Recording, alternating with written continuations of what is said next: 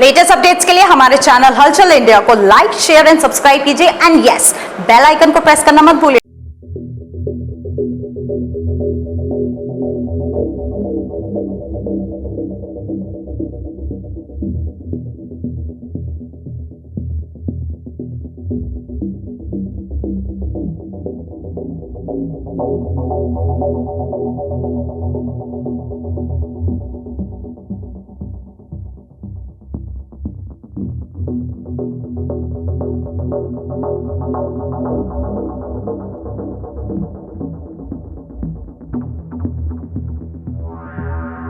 28 फरवरी को राष्ट्रीय विज्ञान दिवस मनाया जाता है और राष्ट्रीय विज्ञान दिवस के मौके पर आज जेएमएस वर्ड स्कूल में जनपद स्तरीय विज्ञान मॉडल परीक्षा हो रही है, जिसका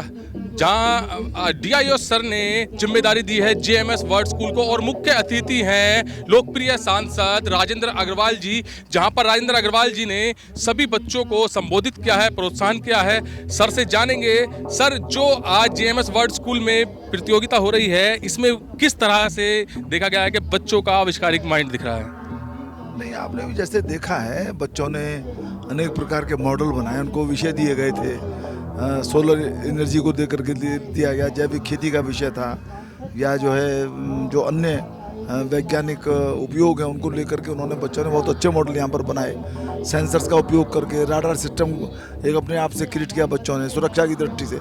तो ये हालांकि कोई एकदम से नई चीज़ संभवतः नहीं की होगी बालकों ने,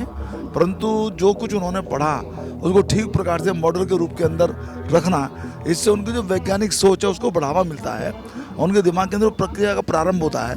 जिससे विज्ञान के क्षेत्र में आगे बढ़ने के रास्ते खुलते हैं। और यही इस प्रकार की प्रदर्शनी का उद्देश्य है। आज जो प्रतियोगिता हुई है, बहुत अच्छे ढंग से का आयोजन किया गया है और मैं जिले के जो अधिकारी हैं उनका भी मैं अभिनंदन करता हूं। उन्होंने बहुत कम समय के अंदर इसको आयोजित किया और बच्चों का, उनके शिक्षकों का उनको मैं बधाई देता हूं और बच्चों को खास तौर से शुभकामनाएं भी देता हूं कि वो खूब आगे बढ़े, अपने मन में, अपने सारे सोच में एक वैज्ञानिक दृष्टि उनमें विकसित हो और वो अपना नाम भी रोशन करें, विद्यालय का, क्षेत्र का और प्रदेश देश का भी नाम रोशन करें। बहुत कम समय में 3 दिन में ये प्रतियोगिता का आयोजन हुआ है, जिसमें डीआईओ सर और जेएमएस का मुख्य योगदान रहा है, जहां पर 40 से 45 स्कूल के यहाँ पर स्टूडेंट्स आए हैं और करीब 87 मॉडल्स बहुत ही कम समय में यहाँ पर बनकर आए हैं। तो किस तरह से जेएमएस का आपको प्रयास लग रहा है? नहीं, वास्तव में जेएमएस का तो इस नाते भी मैं उल्लेख करना चाहूँगा कि विभिन्न प्रकार की जो शैक्षणिक या शिक्षा से संबंधित जो प्रतिस्पर्धाएं हैं या आयोजन हैं, उसमें उनका बड़ा योगदान रहता है। हमेशा वो उपलब्ध रहते हैं, व्यवस्थाएं करते हैं और जैसा डीआईएस महोदय ने भी कहा कि हमने उनको कहा, तुरंत उन्होंने स्वीकार कर लिया और सारी व्यवस्थाएं यहाँ पर की। और डीआईएस महोदय का भी, क्योंकि बड़ी तत्परता के साथ इतने कम समय में, बीच में रविवार भी था, सब चीज़ें थी,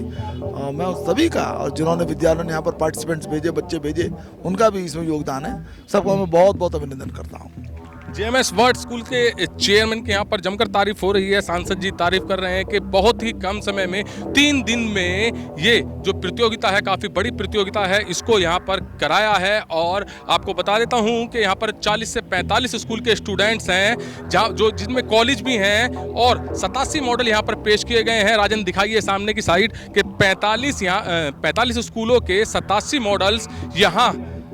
प्रस्तुत किए गए हैं, जिनमें से 15 मॉडल्स जो होंगे, जो चयनित मॉडल्स होंगे, उनको मंडल स्तरीय, मेरिट मंडल स्तरीय प्रतियोगिता में 10 मार्च को पेश किया जाएगा और जो प्रतियोगी होगा उसको इनाम भी दिया जाएगा, उसको पुरस्कार भी दिया जाएगा। मगर यहाँ पर जो आज फर्स्ट, सेकंड, थर्ड आए हैं, तो फर्स्ट वाले को 3000, सेकंड वाले को 2000 और थर्ड वाले को 1000 रुपये की यहाँ पर धनराशि दी गई है। इस प्रतियोगिता में जो यहाँ पर विनर चुने गए हैं, जजेस भी हैं और जजेस से जानेंगे, सर किस तरह का माइंड लगा है यहाँ पर आविष्कारिक जो बच्चे यहाँ पर प्रयास कर रहे हैं, यहाँ पर जो प्रतियोगिता में अपना प्रतिभाग किया है? जो आज मैंने ये महसूस किया कि इस जनपद स्तरीय प्रतियोगिता में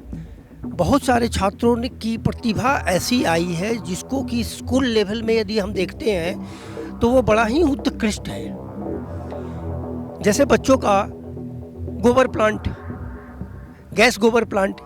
और वो भी गैस गोबर प्लांट ऐसा जिसको कि हम एवरीडे के यूज़ में कर सकते हैं, जिसमें कि हमारी कोई भी ज़्यादा पैसा नहीं लग रहा है, इलेक्ट्रिसिटी जनरेट हो जाएगा। उस बच्चे की सोच, और वो जैसे बता रहे थे कि हमने बहुत लंबे समय से इसमें कर रहा था,